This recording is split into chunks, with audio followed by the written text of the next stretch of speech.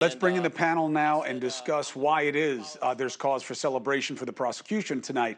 We have Susan Constantine, jury consultant. We have defense attorney Sarah Azari. We have Eric Bland, lawyer for Murdaugh's deceased housekeeper, and professor emeritus at Harvard Law School, Alan Dershowitz. It's good to have each and all there. So you're thinking it's going to be life without parole. Susan, let me bring you in here. Welcome to the show and thank you. A juror had been dismissed, allegedly for emails sent to people that suggested, hey, we're all on the same page. Then she gets dismissed. She gets replaced, that juror. And 3 hours of deliberation. Is it safe to say that she was telling the truth? Because a quick verdict doesn't necessarily mean prosecution or defense, but it certainly means passion and a strong degree of unanimity in the room.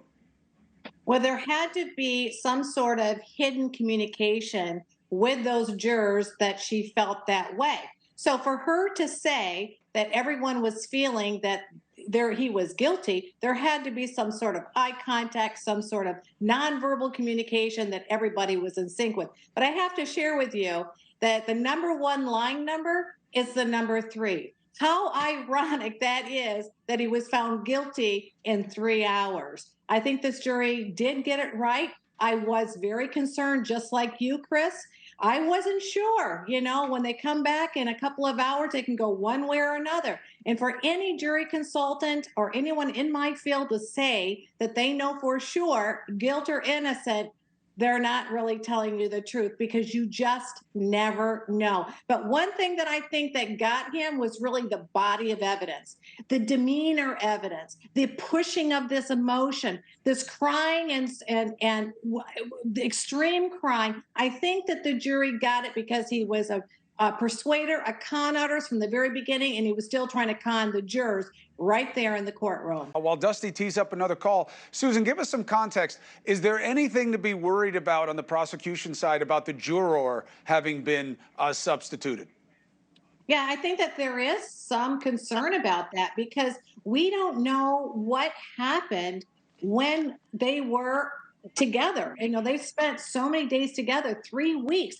Is she going to share with us if there was some sort of hidden conversation? I knew that probably their cell phones were taken away. I know that they're away from social media.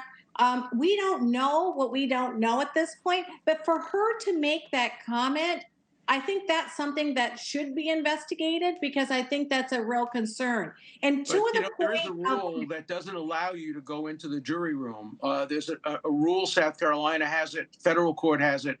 You can challenge a lot of things about jurors and what they say outside the courtroom, but judges are not allowed to explore the dynamics of the actual jury deliberation. So that might be a very difficult point to raise on appeal. Good point and counterpoint. Yeah. Susan, you've had so much experience with jurors and juries. The idea of when we start hearing from them about why it was so quick, how they knew so much. First of all, two-part question. One, do quick verdicts tend to break a certain way in your experience? And two, what kinds of things are you used to hearing from jurors about why it was so quick? Well, first of all, yeah, it's always a concern when you have a verdict that happens so quickly. I can't tell you how many times I've been in a murder case and the judge says there's a verdict in and everybody goes rushing in. And when it's within that 4-hour time, there's always that fear that kind of goes over you that says they're going to find my client guilty. And in this case, this is what I think would happen. When they got into that jury room, first of all, none of them knew what each other was thinking. They didn't discuss this case. They're not supposed to. Mm-hmm. I think that when they got into that jury room and they took that first vote, and they had to have done this, they had to take that first vote and said, do you think he's guilty? And all 12 hands raised. That was it. Because all of them had already made up their decision before they got in there. They just wanted to hear it from the group. That's why it happened so quickly. Now, the second part of that question is, what are some of the reasons? In this case, there wasn't a lot of what we call that CSI factor, that forensic evidence. Usually that's the case. They'll pull that in, that was the smoking gun. I think in this particular case, what happened was the minute he took the stand, he hung himself. And when he opened up his mouth and he could not continue the lie started to exacerbate, become bigger. And then what happened is the lies tended to kind of fold over one another. He couldn't get himself out of it.